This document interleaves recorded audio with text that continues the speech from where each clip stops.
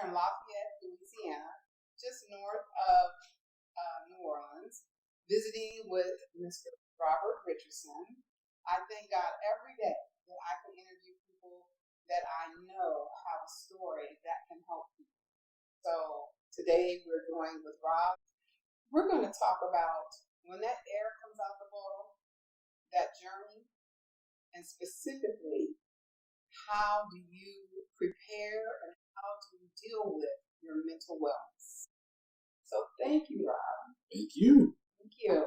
Appreciate it. No, thank you for allowing us to come here and join us. So before we get started on you directly, I want to know some of your background. Tell me about how you got into sport and what influenced you to make that decision. Well, I kind of was in a family like my mom's competitive. My mom played basketball. My dad played football.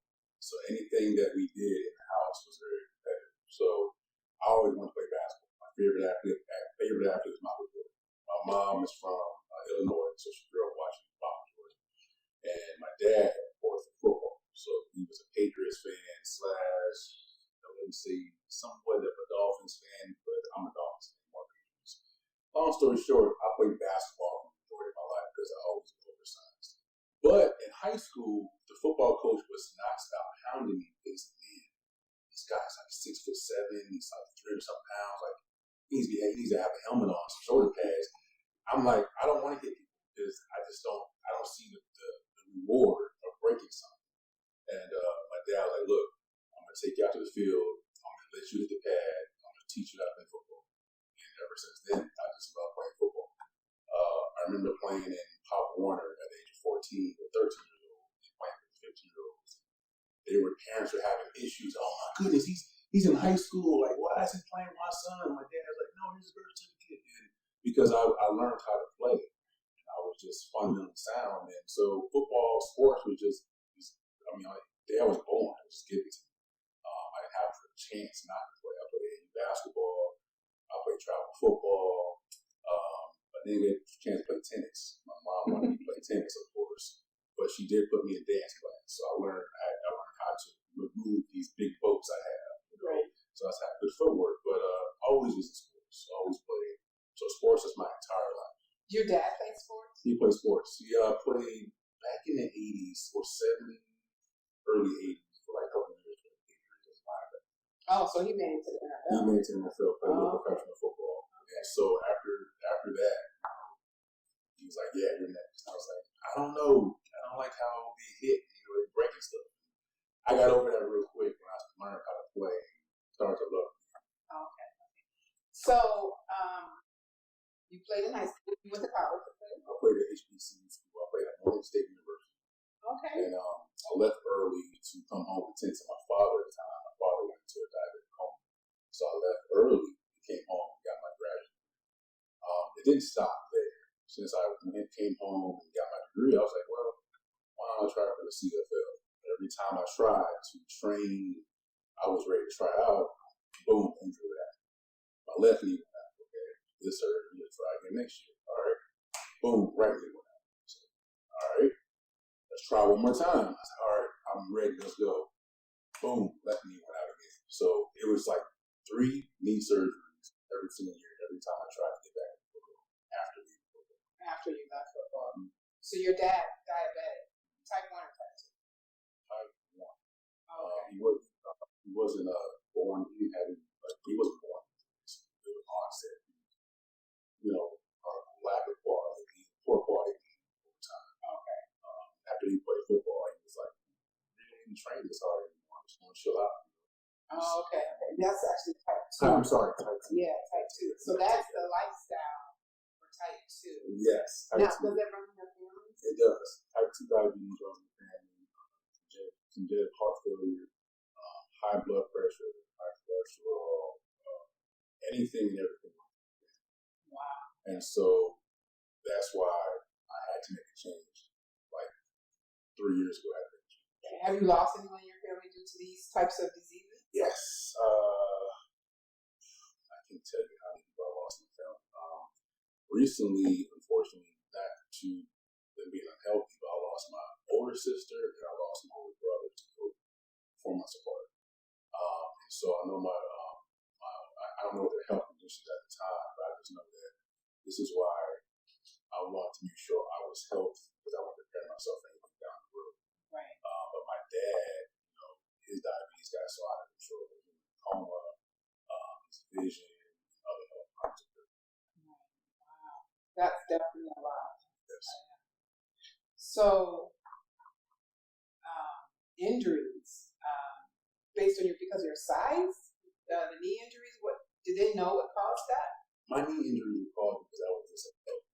Because you were unhealthy. So I was good size, but not in the shape I am today. If I was in the shape I am today, playing back then, it would be a totally different story. So I would go train hard, and I would go eat unhealthy meals. Okay. And I would eat healthy throughout the day. So my body was like, are you trying to lose weight and put muscle on, or are you just trying to be fat over time? And over time, because I didn't take care of my body, playing football put some miles on my body. Right. I've been playing until I was 13. Well, my knees were like, okay, well, we don't have enough circulation. And so when I got to tryouts, when I wanted to get out my stance and turn or jump or do anything, I couldn't because my knee was healthy. So before the tryouts, did you know, like when you're training and preparing for the tryouts, did you know that your lifestyle was causing you harm? No, to be honest with you, my entire life I was taught to eat like that. Okay. I said, you're offensive lineman, so you got to be big, you got to be just huge, you got to take up a lot of space. So a typical meal for that, the average meal for somebody would probably be, 5-ounce, 6-ounce steak, maybe a small baked potato and broccoli. I need 20 ounce. 20 ounce of what? I need a 16, 20 ounce steak. All you can eat wing night, I'm there for 3 hours, just eating wings, 10 at a time, drinking Cokes, having fun with the guys in high school, because I was taught to eat that way. And so when you learn to taught a habit, and you just can't get rid of the habit, you just keep doing the same thing every single time. It's just so through high school, college. Just college. Wow, that's over. How many years was that? High school is 4, college 4, so 8 years. Even as a kid, because my mom worked a corporate job, she's always gone all the time. When she got home, Friday nights we ate out, Saturday night we ate out, Sunday we ate out. So there was not a lot of cooked meals, a lot of fast food. Oh, so you said fast food during the week, not just the weekend. Not just the weekend. So I'm sorry. So 7 days a week, a lot of fast food. So all I was eating was just processed foods. Okay, so now we're in 2022. Paint a picture of who Rob is today. Okay, so the guy I am today is more vocal. The old me really didn't have a voice. I had a voice, but I just wasn't aggressive. I didn't want to ask for help. I thought I knew a lot, which I didn't. And I just was afraid to take a risk. The old me would just, be okay with just being average, just do the same routine with no results, which didn't make sense. So why would you keep doing the same thing if it wasn't bringing you results? Now I'm looking for results. I'm sticking to my routine, and I'm focused on myself. Self-care is very important. Very important. Right. Okay, I see you use this word routine. So to you, does routine equal control? Control over your lifestyle. Yes, it does. So for you, maintaining this routine is equals control. Yes. In a way where if I have to do something, I'm going to have to make sure it fits my schedule. Because my entire life, I would always say yes to something, and just whatever I need to do for me was last. Whatever I need to focus on me was last, or it never got done. So I've learned now, okay, no, if I have to do something for me, that needs to get done. Because that put me in a place of depression, bad anxiety, and stress when I said, okay, I don't got time for myself, I'll get to it later. And that's why I tell everybody, you got to stop putting yourself in the attic and put yourself out, put yourself first. You got to take care of you. You can't take care of you, you're no good to nobody else. Actually, I call it the basement. The basement? Yes, I always, but everyone doesn't have a basement. You're from Florida, so you wouldn't know what a basement is. I'm from the Midwest. We have cellars and basements. It's underground, and I always say that you're just in that basement of your life. Yep. You're underground. At least you get to go high and go to the attic. But I refer to it as going down there to find that place where you need to go. Yep. So to find that place, talk to me. Have you ever had any assistance? We haven't seen enough, especially with men of color, that they will not seek out mental health support. Have you, in your lifetime, attempted, or do you seek out support for mental wellness? Weekly. I have a lot of past trauma, and so if I wanted to deal with it by myself, then the old me would turn to binging, or what you call emotional eating. And so if I had a stressful week, if something triggered me to remind me of something, I would look forward to Fridays because I always go out to eat something, or Saturday. So I would go back into that. Let me hide my emotions in some Chinese food or a steak dinner or something like that. So I talk to a therapist weekly. I have a spiritual mentor I call.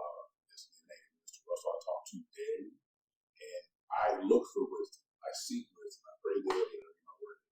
So I make sure that my mind is fed, my spirit is fed, so that whatever tries to attack me, whatever tries to challenge me, I'm ready for it. Now, I'm not going to win every battle, but at least I have people I can lean on that can help. So emotional eating is another form of self-medicating, like drinking alcohol or using drugs. It is, and I wish they would. I don't know if they have diagnosed that, but it's a real problem. Yeah. Because people are like, man, I don't know why I just eat the way I eat. And when you ask them, what triggers you? Well, yeah, something must trigger you to eat like that. Well, when it's time to pay my bills, I get anxiety. I said, there you go. Why do you get triggered by that? And so they'll look at, things that they can work on. Maybe they need to cut back on something. Maybe they're spending money on something they don't need. But I always ask people, what triggers you to act like that? There's something in their mind. It can be a statement. Somebody can bring up a name, a person, or an event, and it can just trigger them back to those old habits. It's a trigger. So, I never thought about the emotional eating being a self-medicating mechanism as well, just like your alcohol, just like your drugs. I just really never thought about it because I heard you say you eat 5 meals a day now. Yes, 5 meals a day. Portion into the meal prep. Yes. Tell me about that. It's a routine for me. Every Friday night, 6:30, 7 o'clock, I meal prep for 2 hours. And I meal prep for 7 days. I have a deep freezer out there. I label them because each day is different portions for me. I go from high carb to low carb Monday through Wednesday. And so I label them up. I weigh my food, put it in the deep freezer, defrost it the next day. It's routine for me. So it prevents me from stopping at my favorite spot, Chipotle, or getting a big massive burrito with extra sour cream and extra meat on it, or going to McDonald's or Wendy's. So I was a beginner meal prepper. Okay. So I was a beginner diet basically. So I tried every diet. I tried the Beyonce, Kanye, pepper, and honey, whatever that thing was. I was drinking those daily. Vegan, keto, pescatarian, any kind of diet I tried. I'm like, okay, the OMAD diet where you eat 1 meal a day, but you eat all your calories in 1 meal. And I almost blew up everything. That's a lot of food in 1 meal. Right? And you have to train yourself. Intermittent fasting. But the problem was that I wasn't sticking to the program. So if someone gave you a program to follow, it's not working. Well, are you following A through C? Or are you just skipping A to C? That's the problem. A lot of people want to try a program and they say, it's not working, man. Go try something else. Well, did you follow it correctly? I think so. No, you didn't. If you skip one step, you're already fed up. You got to start over again.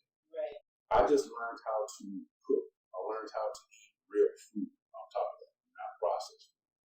So I learned that, when everybody says it's too expensive to eat healthy, it's really not. 2 pounds, 3 pounds of meat is actually cheaper than buying a whole pack of meat at Walmart or, somewhere else like that. So, you don't eat out then, fast food or anything like that? I'm allowed one high-calorie meal every 2 weeks. Every 2 weeks. Speaking of the working out, now, when you get up and you get dressed and you put on your headphones and you have whatever music you're playing and you're preparing yourself for that routine that you're going to do for that particular day. You work out more than once a day or just once? I work out once a day. Once a day. So when you're preparing yourself to work out,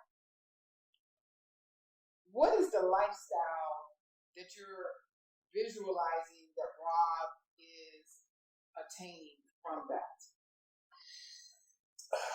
I guess I'm addicted to seeing where I can take my body. I've never taken my health this serious before. So when I wake up in the morning, I'm gonna be honest with you, I don't feel like I'm teaching every single morning. I want to sleep.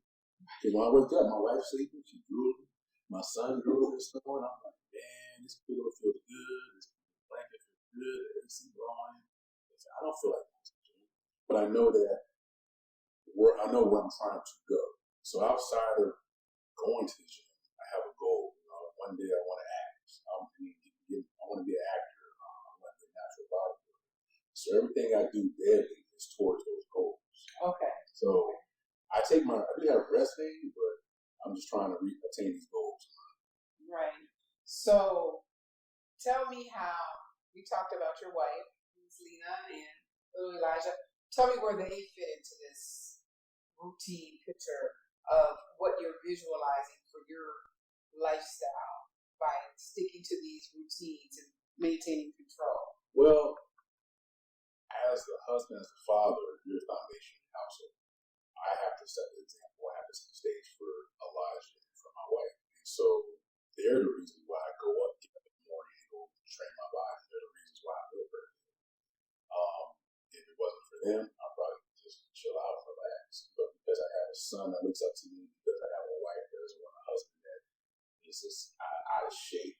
Now, if something happens to me, I know she'll be there for me, take care of me. But taking care of yourself is something that only that person can do for themselves. My wife can't make me eat healthy. She can't make me go to the gym.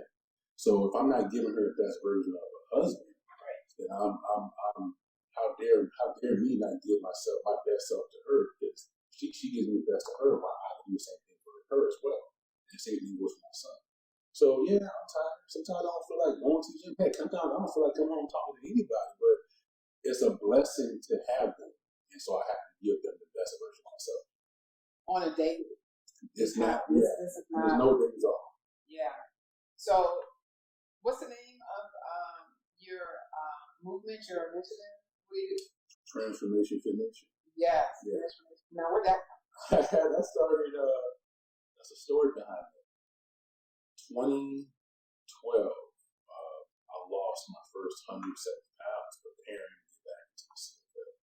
And I started a movement behind it. I was like, damn, this fitness thing is pretty cool. So I created a social media platform for it where celebrities and fitness trainers around the world, I get an opportunity to share their stories. Or the average person, nobody's average, everybody's special, but somebody with a weight loss story or a testimony. I was 400 pounds, I had cancer, all overcame it, now I'm this person. Like, I shared stories or inspiration to start a movement to get people to believe in themselves, to become the best version of themselves.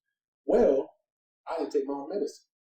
So after having my third knee procedure, I literally got to the point where I was in my room. I remember the day. It was July 2nd. And my grandmother and my mom was asleep. I was in my room. I was like, I have no life. I have over 2 jobs. I can't pay for anything but a few groceries and gas to get to work and back home. Like, I have my college degree. I'm not supposed to be living at home with my mom and my grandmother. This is terrible. To the point I was like, all right, well, you just go ahead and end my life with me, because I don't have a life to live. And it was nothing but God spoke to me that night at 3 on the dot, at 3 a.m. I said, no, it's not worth it. And in order for you to change, you have to be comfortable with being uncomfortable. I didn't want to leave my family. I don't care how long it's going to take me. Got to get back to being the best version of myself. Right. Because that matter right there almost ended who I am, the person I am today. I wouldn't have became the person I am today without God. So back then you didn't seek out mental health support. Because I was taught as a young age, crying was weak. Talking about what bothered me was weak. My grandpa taught me how to be strong. My dad taught me how to be strong. But both of them, without both of them talking to me, I would listen to other people. So if I wanted to go talk to a man or a coach about my issue, oh man, stop being soft, man. Toughen up, but it was real issues I was having. And a lot of high school kids, a lot of high school men, boys, are trying to talk to their coaches, but the coaches aren't concerned about the X and O's. And so I'm saying, hey, coach, I'm having a problem, I'm struggling mentally. Oh, you'll be okay. Go listen to Wayne's. Matter of fact, sit down. I'm going to show you this game. No. Like, they really need somebody to talk to because a lot of these young men don't have a father to talk to. They don't have a mentor to look up to. So all these things that young men are dealing with, and they're playing sports, sometimes it takes maybe one conversation for a coach to have with a player or players to change the whole perspective on life. Yeah. Mm-hmm. So that 3 o'clock on July 2nd, do you pay homage to that July 2nd? Do you give attention to it, or just when you tell someone you share that?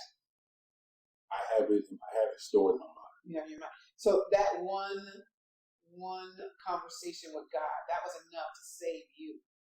Not that God is not enough to save you, but I'm just, because sometimes it's just not enough to put you over. So you're in this transformation position and your movement, and it's going along, and it's still continuing today. A lot of times we don't think about, for you, the air came out the ball because of injuries. But if you didn't have an injury, the air would still come out the ball. Exactly. It would, and when we say sometimes it would seep out, it might not be a quick thing, but then sometimes there's pressure to make it come out a little bit faster. Yes. So your injuries were a way for the pressure to force it out faster than maybe you were comfortable with. Yes. And then, was there anything else applying pressure to make that air go out the ball? I guess it was just my whole life I've been treated like I was an all-star. Mm-hmm. And so I was like, man, I don't want to come outside. I didn't make it. So I was embarrassed. I was like ashamed to not make it. Like I really wanted to hide myself. I would go out, you see some kids walking outside with hoodies on, it's 110 degrees. Yeah. I was that kid. Oh, wow. I was that kid that walked down the street, I would have my head down, make sure nobody saw me, even though I was 6'8". Everybody knew I was. You thought they would see you. You were walking around saying, I'm I just, I would put the hoodie on, I just tight as I can and put my hands in my pocket. I literally just kept my head walking down. Thinking no one sees. No one saw. And no one stopped you though, right? No. You were in Florida? I was in Florida. I think the problem was that people are afraid to sometimes pull aside and just ask, hey, you okay? Right. Like, there's nothing wrong with asking young folks, hey, what's really going on? Yeah, sometimes they don't know how to approach an adult and say what's really going on because they're afraid of backlash or to be judged. But sometimes, it just takes one person to say, hey, you all right? Yeah. Talk to me real quick. That air in the ball isn't always related to sport. That's just it's almost our lungs, it's our breathing, and the air goes out, and you just feel like I'm deflated. I watched the Olympic Loser, of course. We're watching, we're excited. Oh, it's going to win. It's going to do great. And you just showed up, and you were like, great, and voted off the first time. Did that apply more pressure to that ball? That was it. I was like, okay, Lord, what's up? Like, this is an opportunity. I was like, I can't say. Matter of fact, yeah. I'm in the car and they drive me to a nice hotel. I lost. I don't deserve to be in a nice, fancy hotel. I'm sitting there like, okay, so Lord, you got me to this opportunity. I met a trainer who I've been following for years. They think I was meeting in person, Steve Cook. I met great people on the show. I always, it's a family I was part of. Every morning I wake up, I go dap everybody. Camera guy, the person making our food, the person taking the trash out. I was just, that's how I was raised. To show respect to everybody. And so when I was growing up, I said, hold up, wait a minute, like, what's going on here? Like, I was sitting in my room and I had a video on my phone that I'll probably share. I literally recorded myself talking to God. Okay, what's going on? And I didn't want to call Lena. I was like, I didn't know where to call my wife. I can't call my wife. I can't call my mom. Again, I went back to a young man with the hoodie. With a hoodie. I just didn't have a hoodie. Right. Now, it was 2 months, but it felt like 2 weeks. Right. And so when I called Lena, of course, it took her a while. Like, wow, yeah, because during the show, we can't talk. We had no phone, we had no newspaper, no TV. So when she answered the phone, I was like, yeah. She's like, Rob, you all right? I'm like, what's going on? I was like, yeah, well, your husband's coming home early. I was voted off. She's like, what? She's like, yeah. She's like, oh, she gave me the whole spiel. I didn't hear any of it because I was mad. And then, of course, I'm on the plane. We land, and my mom, my grandmother's here, Lena's here, Eli's there. They got balloon, they got the big poster. Welcome home. I was just in a place, and I came home, went to my room, closed the door, laid in the bed, and I think a week went by. Lena's like, what are you doing? I said, what do you mean I'm doing? She's like, well, the Biggest Loser, they sponsor you, they have gyms you can go work out for free. They have a dietitian for you free. What are you doing? I said, I'm lost. Why am I going to keep going and hope to win that they have an at-home prize as well? Right. I don't care. I lost. I got kicked off the show. Nobody's going to see me work out now. She's like, well, are you doing it for people or are you doing it for yourself? I didn't know I was still trying to impress people. Okay. And not trying to work on myself. It's two different things. You're trying to impress people, just like social media. People are looking for the likes, the views. You're awesome. You're great. You're popular. But I didn't realize that. But I still was trying to, get that, hey, good job, man. And I didn't. That's when Lena said, you need to do this for you. Mm-hmm. You think God wastes opportunity, but He's actually trying to show you something. So you can either get your butt up at 4:30 in the morning, go to the gym, and then after work go to the gym, or you can go keep laying in bed. But she told me the truth. So that night, I remember from I came home end of September, beginning of September.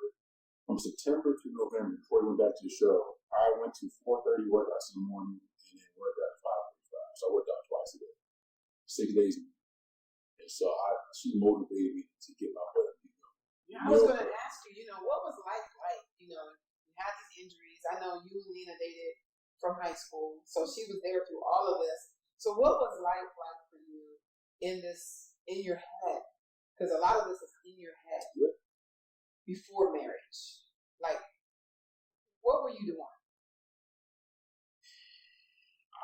I guess I was trying to figure out what value am I going to bring to the table with Lena being unhealthy? Mm-hmm. Not just physically, but mentally. Like, how can I share my darkest moments and my thoughts with my wife, my girlfriend at the time, one day who I want to be my wife?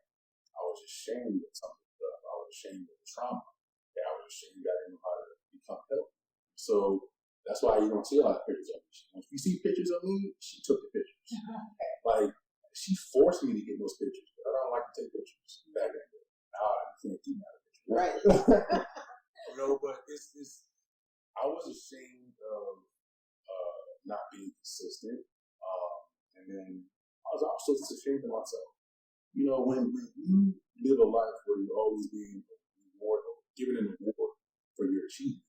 I was good in basketball. I was good in football. Now all of a sudden, who am I? What's my identity? Like, what am I going to be good at? My whole life I've been told it's football. We train you for football. That's it. Nothing else. Like, my mom at times, there's more to you than football. Mom, give me a helmet. I want to play football. And so when I got to that crossroads, I really was lost because I wasn't taught anything else. And so I didn't have a plan, moving forward. So then you bring Elijah into the picture. So now you have a son.